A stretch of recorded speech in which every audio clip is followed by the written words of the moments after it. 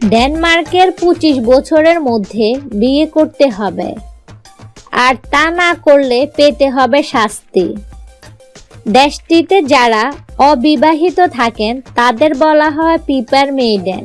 এই দেশে বয়স 25 হওয়ার পরও বিয়ে না করলে জন্মদিনে সারা গায়ে দারুচিনির গুঁড়ো ছড়িয়ে দেওয়া হয়, সঙ্গে থাকে পানীয়।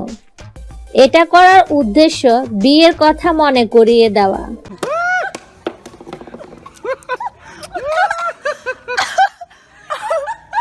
সম্প্রতি দ্য টেলিগ্রাফ ম্যাগাজিনের একটি প্রতিবেদনে বিষয়টি উঠে এসেছে। জানা গেছে এমন প্রথার শুরুটা হয়েছিল বহু শতক আগে। মশলা বিক্রির জন্য যেসব সেলসম্যান ঘুরে বেড়াতেন তাদের পক্ষে বিয়ে করা প্রায় অসম্ভব হয়ে উঠত, কারণ কোনো একটি জায়গায় স্থায়ীভাবে থাকা হতো না তাদের। ডেনমার্কের অন্য তরুণরা যাতে সে পথে না হাঁটেন তাই তৈরি হয় এ প্রথা।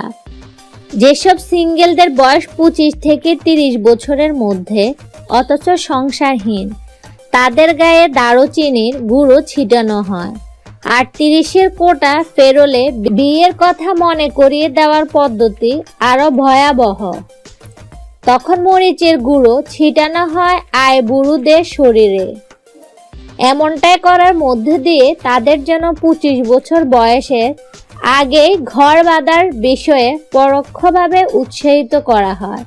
মজার ব্যাপার হলো, এমন প্রথার দেশে ডেনমার্কে দেরিতেই বিয়ে করেন মানুষ।